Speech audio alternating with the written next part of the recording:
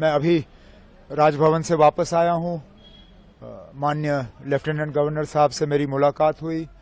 मुलाकात के दौरान मैंने उन्हें नेशनल कॉन्फ्रेंस, कांग्रेस, सीपीएम, आम आदमी पार्टी और जिन इंडिपेंडेंट्स के तरफ से नेशनल कॉन्फ्रेंस को समर्थन की चिट्ठी मिली है, उन्हें उन चिट्ठियों को मैंने लेफ्टिनेंट गवर्नर साहब के हवाले किए और उनसे गुजारिश की कि जल्द से जल्द वो तारीख मुकर्रर करें ताकि यहाँ ओथ लिया जाए और लोगों की चुनी हुई हुकूमत जो है अपना काम संभाले। किस तारीख को सर ओथ सेरेमनी?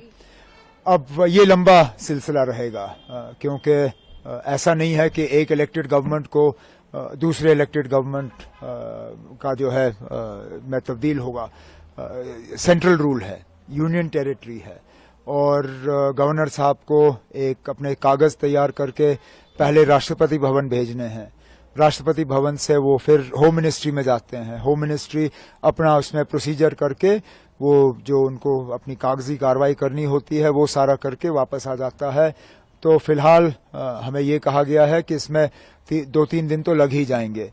तो अगले हफ्ते ट्यूसडे वेंसडे से पहले मुझे उम्मीद नहीं है। उम्मीद की जा रही है कि अगर ये सारा जल्दी हो जाता है तो वेंसडे को हम ओथ सेरेमनी यहाँ कर लेंगे। ऐसा कयास लगाया जा रहा था कि इंडिया अलायंस के तमाम बड़े नेता इस ओथ सेरेमनी में मौजूद रह सकते हैं, तो किन अब आप अभी वो आप फारूक साहब से बात करिए। इंडिया ब्लॉक के लीडर वो हैं और इन्विटेशंस अगर जाएंगे तो उनके तरफ से जाएंगे। मुझे जिनको इनवाइट करना होगा वो अपने तरफ से मैं कल बैठ के उन्हें जो है दावत दूंगा।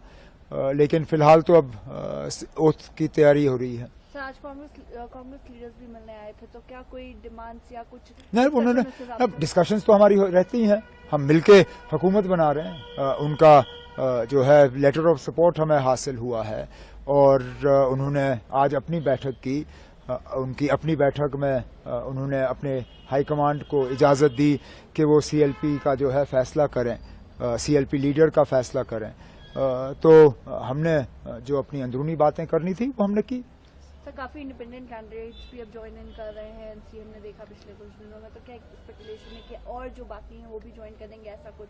न, ऐसी बात नहीं है। ये आमतौर पे वही लोग हमारे साथ जुड़ रहे हैं जो पहले भी हमारे साथ जुड़े हुए थे। एक आध को छोड़ के ये सारे वही हैं जिनको शायद अलायंस की वजह से अपनी सीट नहीं मिल पाई और वो आज़ाद उम्मीदवार के तौर पे इलेक्शन लड़ के गए और जीत गए।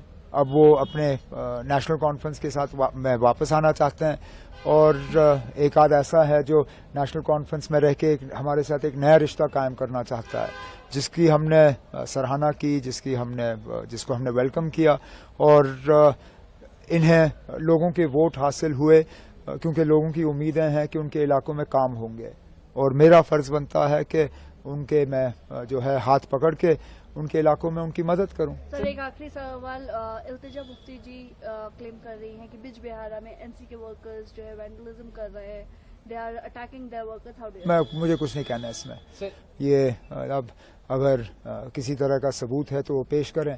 जिनके खिलाफ इल्जाम लगे हैं वो तो उनके खिलाफ अब केस करने के लिए तैयार हैं, डेफेमेशन के।